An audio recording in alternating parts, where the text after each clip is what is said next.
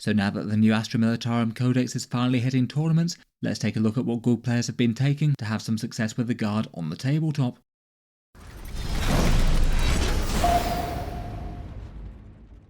Hello and welcome back to Auspex Tactics, where today we're talking Astra Militarum, and in this video I was interested to take a look at what's doing well for the Guard after the big update, and what units and detachments people are putting on the table in strong army lists to do well in tournaments.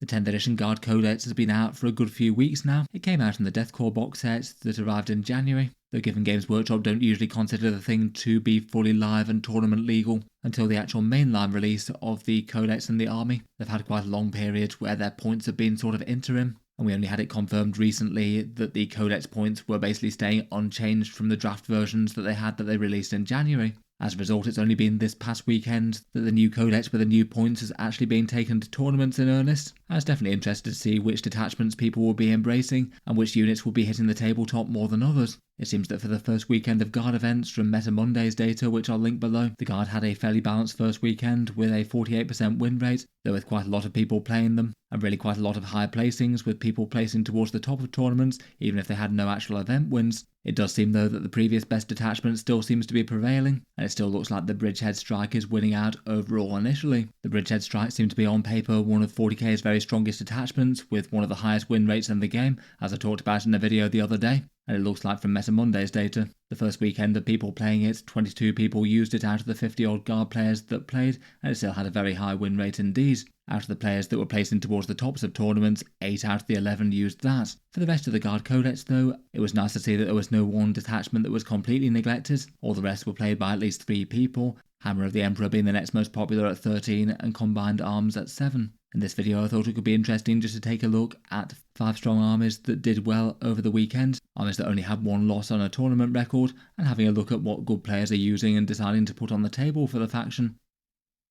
First up, let's start with the Hammer of the Emperor. This one's the Guard tank detachment and was always going to be a fairly interesting one given the sheer raw power of the tanks, which tend to be the Codex's best direct damage dealers. Really nice for all the squadron keyword things, particularly Russes and Dorns. And the detachment is a slightly odd one in that the core rule is really not that powerful at all, just automatically advancing 6 inches for your squadron keyword units, which I guess isn't unhelpful if they're trying to move from one cover to the other or something, but usually that's going to give up your chance to shoot, which is what they're going to want to do. As a result, it means that the power of the detachment comes with the stratagems. There is an advance and shoot one. So between that and the detachment rule, it means that you can have one unit move extra far and shoot and gain some good lines of sight. There's a move through walls one, a fall back and shoot one, a better AP within 12 inches, and a -1 damage. They've got some nice damage and defensive ones that are pretty good for Dorn commanders too.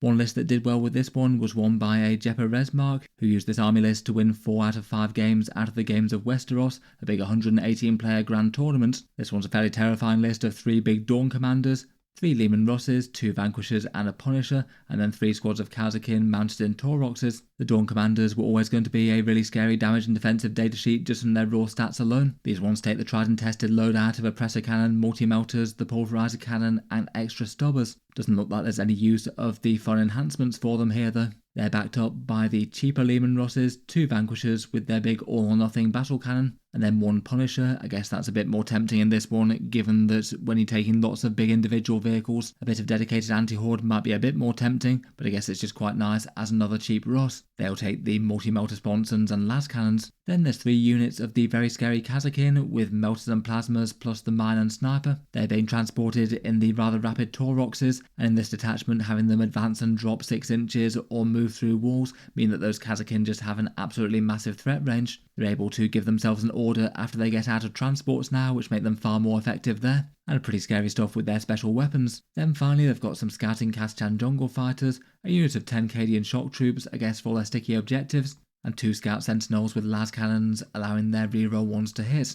Certainly looks like a very intimidating list to be matched against. It's just got all the raw dangerous power with those Dorns, Russes and the Kasrkin strikes, and Hammer of the Emperor, while not giving as much damage buffs, can be used to bring all of that damage to bear as fast as possible and hopefully overwhelm and wipe out as much of the enemy as possible before they get too far ahead on points. For some of the datasheets used here, the Rogue or Dorn tank commanders is certainly one of the standout ones of the codex. 265 points for a great big stack of stats, toughness 12, 18 wounds and a 2+ armor save. And then people generally tend to take the Oppressor Cannon and Pulverizer Cannon for some big hitting central firepower, and then some multi-motor sponsons. The tank commander can issue 2 orders, and being able to self-order is just a massive advantage, either going faster or hitting more accurately. And they can be good targets for the detachment stratagems as well, really good ones to use those movement boosts on, or potentially the -1 damage in a pinch. They even get some inbuilt rerolls as well with the Cold Shot special rule. Otherwise, just from first impressions, it did look like the Kasrkin were going to be one of the strongest datasheets in the book. 110 points for the elite of Acadians, Stormtroopers with Scout and Carapace armor, able to take 2 melter guns and 2 plasma guns in a unit, plus a sniper rifle and the melter mine for some close range mortal wounds. After the Chimera went up in points, they generally seem to be run in Tauroxes, really fast moving transports that can advance and drop, so get the squad where they need to be, and they got way better in transports than they were prior to the Codex update due to being able to order after getting out. It means that you can have a lot of scary special weapon fire hitting on a 2+. The Taurox is pretty great to get them where they need to be, a nice cheap 65 points, and then can just be a fairly expendable transport after that, doing secondaries, nuisance charges, or sitting on primaries and generally getting in the way. If it does any damage with the autocannons, then that's a small positive. Certainly feels if you're just going by raw datasheet power regardless of detachment, Dorn tank commanders and Taurox Kasrkin are hard to go wrong with. Before we move on to the other guard army list, I'll just give a quick shout out to today's video sponsor in Baron of Dice. They're a high quality dice maker based in the USA. They made some fancy merch dice for the channel with the Auspex logo on, and asked if they could sponsor some videos at that point. Their main thing is just to have an absolutely huge range of dice, many of which could fit in with all sorts of armies and factions from wargaming out there, and tend to cater towards the more luxury end of the market. The dice do look and feel really nice in my opinion. A typical offering being 25 dice for $32 or £29, shipping out from the USA. For a few examples of their things, there's certainly some dice that could be relevant enough to the guard, some all very military green ones there, and ones that could be used to represent orders, handy enough for using as tokens so you know what you've issued to what. Otherwise though, all sorts of other things, golden eagle dice, or knightly helm ones, various ones that could fit in with different chapters, or some nice fleur-de-lis ones that could be nice for the sisters, and basically stuff that can help out with just about any faction out there. They also give a code for Auspex for 5% off any order. They also do have some channel merch dice there as well with the channel logos on them, if you did want a fancy set of the black or white designs that they had. In any case, thanks to them for sponsoring the video. They'll be linked down in the video description if you want to check them out. Moving on for the next list, we've got the Recon element. Guards seem to be quite well stocked for detachments that favour infantry these days, having this, the Siege Regiment and the Bridgehead Strike. This one's the one that makes infantry generally a fair bit more survivable, the core rule being Masters of Camouflage, giving infantry and Sentinel things the advantage of cover or a boost to the save if they already had it, plus a few interesting stratagems to help with durability, things like Courageous Diversion, reactive moves to allow your units to either hide or backpedal away from melee, and also a -2 to charge debuff. The Return to Reserves one is also kind of handy, allowing some cavalry or walkers to do a bit of outflanking later in the game.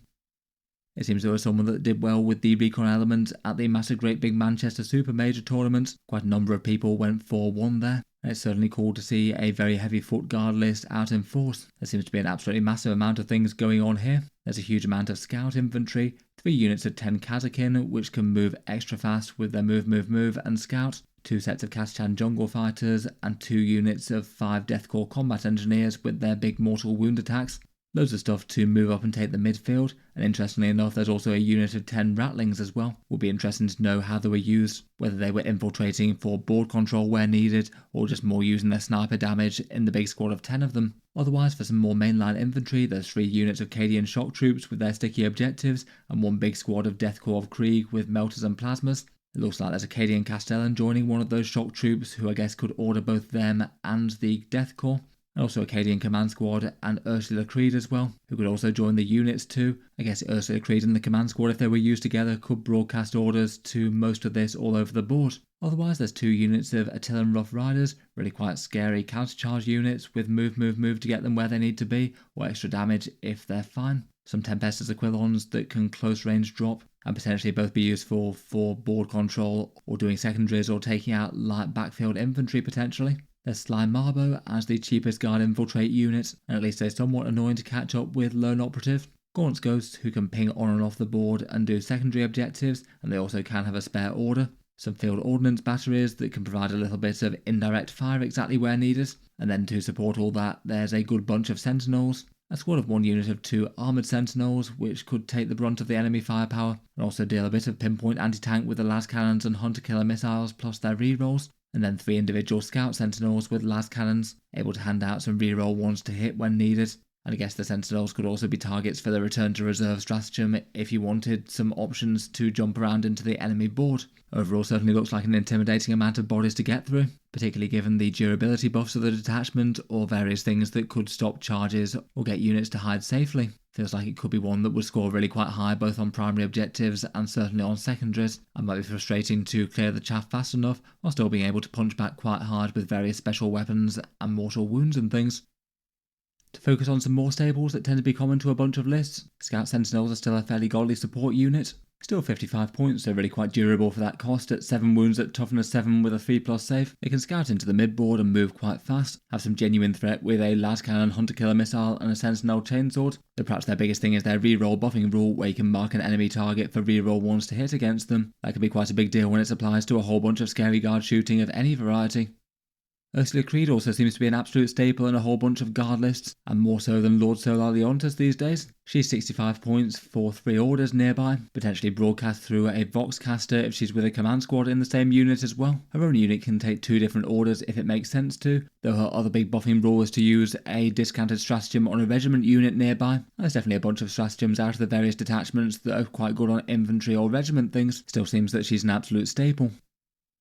Next up though, we've got a couple of lists from the Bridgehead strike. As mentioned pre-codex, this one was doing absolutely great in terms of win rates, sat on a fairly crazy around about 60% win rate, and at least on paper it seems that the Bridgehead strike hadn't really gotten any worse in the codex. Scions and command squads went up a little bit, but at the same time they got some rather nice buffing rules. Having their hit rerolls traded for wound rerolls seemed like quite a nice bonus for them. So they can now actually make use of the reroll ones to hit from the Bridgehead strike. The core rule gives that to all infantry, and then Tempestus units get a +1 to wound when they're setting up on the battlefield, either from reserves or out of a transport, and also Scions get OC2 and battle line. The stratagem support's really quite nice as well, with the option for deep strike infantry to return to reserves, a 6-inch drop for Tempestus units, so the Scion units can get in very close to deal that special weapon damage, a boosted AP hotshots one, stripping cover with an infantry unit so that the rest of your army can light them up even better, and an advance and shoot option that's really quite handy on even big tanks and vehicles as well. A few of the enhancements are quite good as well. They've got that bombast Vox array that can broadcast orders to a bunch of different units at the same time.